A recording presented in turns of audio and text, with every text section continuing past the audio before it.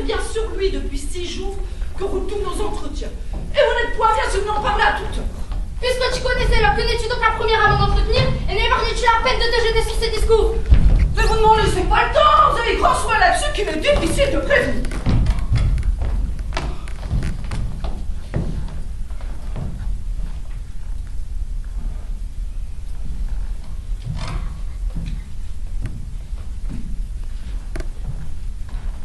Je t'avoue que je ne saurais me lasser de te parler de lui et que mon cœur profite avec chaleur de tous les moments de souvenir à toi.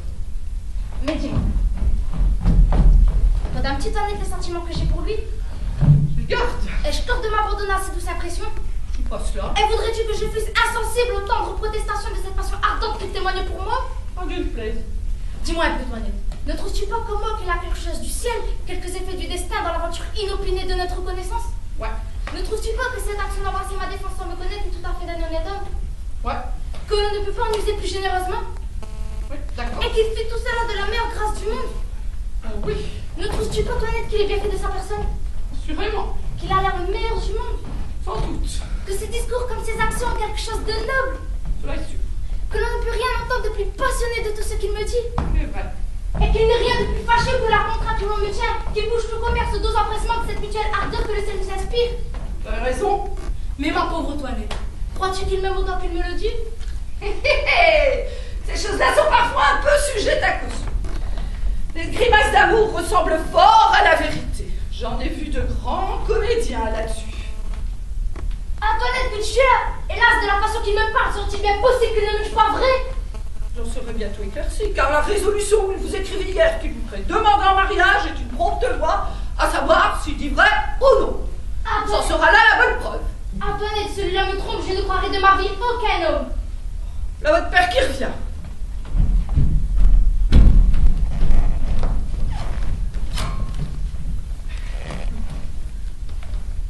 Ah, ma fille, je vais vous dire une nouvelle ou peut-être ne vous attendez-vous pas.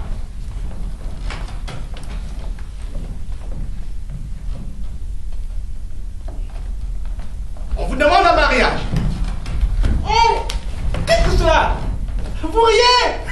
C'est le plus oui, ce beau mariage. Il n'y a rien de plus grand pour les jeunes filles. Ah, nature, nature. Est-ce que je puis voir ma fille? Je n'ai que faire de vous demander si vous voulez bien vous marier. Je dois faire mon père tout ce qu'il vous plaira de m'ordonner. J'en suis bien aise d'avoir une fille si obéissante. La chose est conclue, je vous ai promise. C'est à moi mon père est sûr aveuglément toutes vos volontés. Ah, ma femme, votre belle-mère, avait envie que je vous fasse religieuse. Et votre petite soeur Luison aussi. Et de tout temps, elle a été hardée à cela. Ah, votre bête a ses raisons. Elle ne voulait pas consentir à ce mariage. Mais je l'ai emporté et m'a pas le donné. À mon père que je me suis obligée de toutes vos bontés. C'est bon gré de cela, monsieur. Voilà l'action la plus sage que vous ayez faite de votre vie. Je n'ai encore pas vu la personne. Mais on m'a dit que j'en serais content. Et toi aussi. Assurément, mon père. Comment l'as-tu déjà fait? Puisque votre consentement m'autorise à vous pouvoir ouvrir mon cœur, je ne feindrai point de vous dire que le hasard nous a fait connaître il y a 6 jours et que la demande que vous a faite est un effet de l'inclination que dès cette première vue nous avons prise l'un pour l'autre. Ils ne m'ont pas dit cela. Mais j'en suis bien aise. Et c'est tant mieux que les choses soient de la sorte. Ils disent que c'est un grand jeune garçon bien fait. Oui, mon père. De belle taille. Sans doute. Agréable de sa personne. Assurément. De bonne physionomie. Très bonne. Sage et bien né. Tout à fait. Fort honnête. Le plus honnête du monde. Qui parle bien latin et grec. C'est ce que je ne sais pas. Et qui sera reçu ministre dans 3 jours. Lui, mon père? Oui. Est-ce qu'il ne te l'a pas dit? Non, vraiment, qui vous l'a dit à vous? Monsieur Pugon. Est-ce que Monsieur Purgon le connaît? La belle des mondes.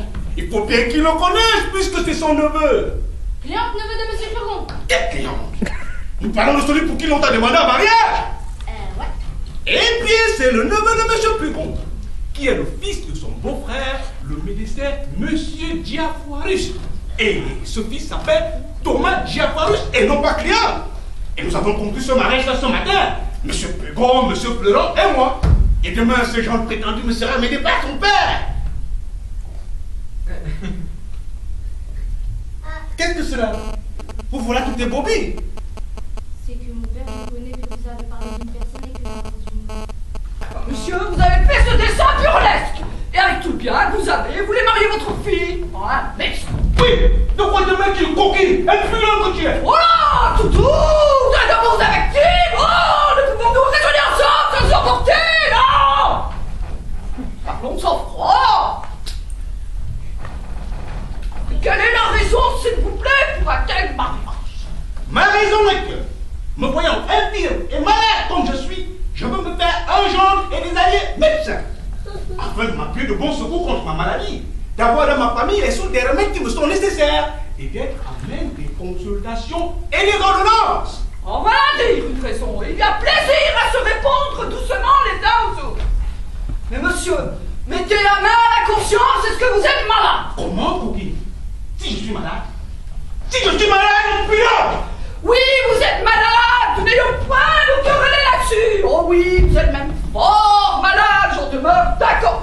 Vous êtes même bien plus malade que vous le pensez.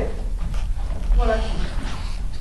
Mais votre fille doit épouser un mari pour elle. Et n'étant point malade, il n'est pas nécessaire de lui donner un médecin. C'est pour moi que je lui lance un médecin.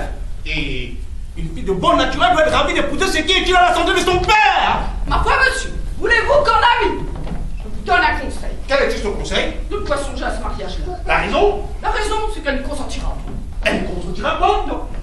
Ma fille? Votre fille, elle dira qu'elle n'a que faire de Monsieur Diafoirus, ni de son fils Thomas Diafoirus, ni de tous les Diafoirus du monde. J'en ai à faire, moi! Outre que le parti est plus avantageux qu'on le pense, Monsieur Diafoirus n'a que ce fils d'article héritier. Et Monsieur Pugon, qui n'a ni femme ni enfant, lui donne tout son bien à faveur de ce mariage. Et Monsieur Pugon est un homme qui a 8000 bons livres de rente. Faut qu'il ait tué bien des gens, vous êtes fait si riche. 8000 livres de rente sont quelque chose, sans compter le bien du père. Ma foi, je vous conseille entre nous de ne pas songer à ça. Ne dites pas ça. Comment que je ne dise pas cela? Mais non. Et pourquoi ne le dirais-je pas? On dira que vous ne songez pas à ce que vous dites. On dira ce qu'on voudra. Mais moi, je vous dis que je veux qu'elle exécute la parole que j'ai donnée. Et moi, je suis sûr qu'elle ne le fera pas. Je l'y forcerai bien. Elle ne le fera pas, prodige. Elle le fera ou je la mettrai dans un couvent. Vous? Moi? Comment bon? On ne la mettra pas dans un couvent. Je la mettrai quoi dans un couvent? Vous n'aurez pas Non. de là. Non. Non? Non. Ouais! Voilà qui est plaisant. Je ne mettrai pas ma fille dans un couvent si je veux. Et non.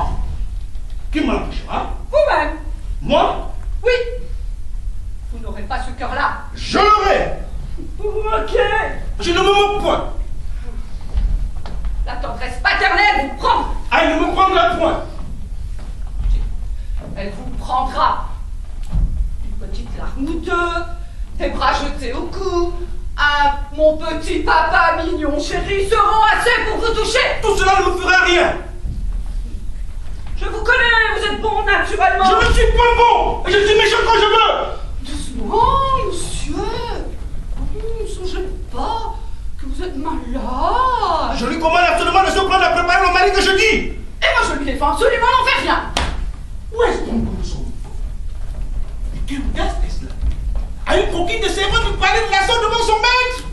Quand un maître ne songe pas à ce qu'il fait, une servante bien sensée est en droit de le redresser. Ah, insolente, il faut que je t'assoie. Il est de mon devoir de m'opposer aux choses qui vous peuvent déshonorer. Mais si je t'apprends à parler. Je m'intéresse comme je le dois, ne point vous laisser faire de folie. Chienne! Non, je ne consentirai jamais à ce mariage. Parle! Je ne veux pas qu'elle épouse votre Thomas Diafoirus. Parole! Elle ne veut rien, elle m'obéira plutôt qu'à vous. Toilette! Ne veux-tu pas m'arrêter la coquille là? Mon père, ne vous faites point malade. Si tu me l'arrêtes, je te donnerai ma malédiction! Et moi je la déshériterai si elle vous obéit. Ah! Je n'en puis plus. Voilà pour me faire mourir.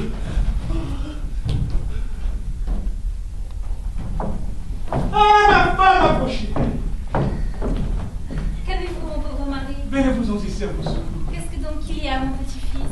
Mamie! Mon ami. Elle vient de me mettre en colère, mamie! Hélas, pauvre petit mari. Comment donc? de coquine de toilette. Elle est devenue plus insolente que jamais. Ne vous passionnez point tant. On va arracher, mamie. Doucement, mon fils. Elle a contrecarré durant 1 heure les choses que je veux faire. Là, tout doux. Et les fonteries de me dire que je ne suis pas malade. C'est une impertinente. Vous savez, mon cœur, ce qui en est. Oui, mon cœur, elle a tort. Maman, cette coquine-là me fera mourir. Et là. Elle est à cause de toute la bile que je fais. Ne vous fâchez point tant. Et je ne sais combien je vous demande de me la chasser. Mon Dieu. Mon fils, il n'y a pas de serviteurs et de servantes qui n'aient leurs défauts. On est contraint parfois de souffrir leur mauvaise qualité à cause des bonnes. Celle-ci est adroite, soigneuse, diligente et surtout fidèle. Et vous savez qu'il faut maintenant de grandes précautions pour les gens que l'on prend. Hola, Toinette. Madame, Pourquoi donc est-ce que vous mettez mon mari en colère? hélas, je ne vois point de quoi vous voulez parler, et j'essaie de complaire à monsieur en toutes choses. La traîtresse! Il nous a dit qu'il voulait donner sa fille en mariage au fils de monsieur Diafoirus. Je lui ai dit que le parti était avantageux pour elle, mais qu'il ferait mieux de la mettre dans un couvent. Il n'y a pas grand mal à cela et je trouve qu'elle a raison. Maman, vous la croyez? C'est une scélérate de ma distance d'insolence! Eh bien, je vous crois, mon ami. Là, remettez-vous. Écoutez, Toinette, si vous fâchez jamais mon mari, je vous mettrai dehors. Ça, donnez-moi son manteau fourré et des oreillers que je l'accommode dans sa chaise. Voilà, je ne sais comment. Enfoncez bien votre bonnet jusque sur vos oreilles. Il n'y a rien qui enrhume tant que de prendre l'air par les oreilles. Mamie, que je vous suis obligé de tous les soins que vous prenez de moi. Pauvre petit-fils. Vous tâchez de reconnaître l'amour que vous portez pour moi. Je veux, comme je vous ai dit, mon cœur, faire mon testament. Ah, mon ami, ne parlons point de cela, je vous prie. Je ne saurais souffrir cette pensée. Et le seul mot de testament me fait tressaillir de douleur. Je vous avais dit de parler pour cela à votre notaire. Et voilà là-dedans que j'emmène avec moi. Faites entrer, maman. Hélas, mon ami, quand on aime bien un mari, on n'est guère en état de songer à tout cela. Je crache du feu, je suis nerveux,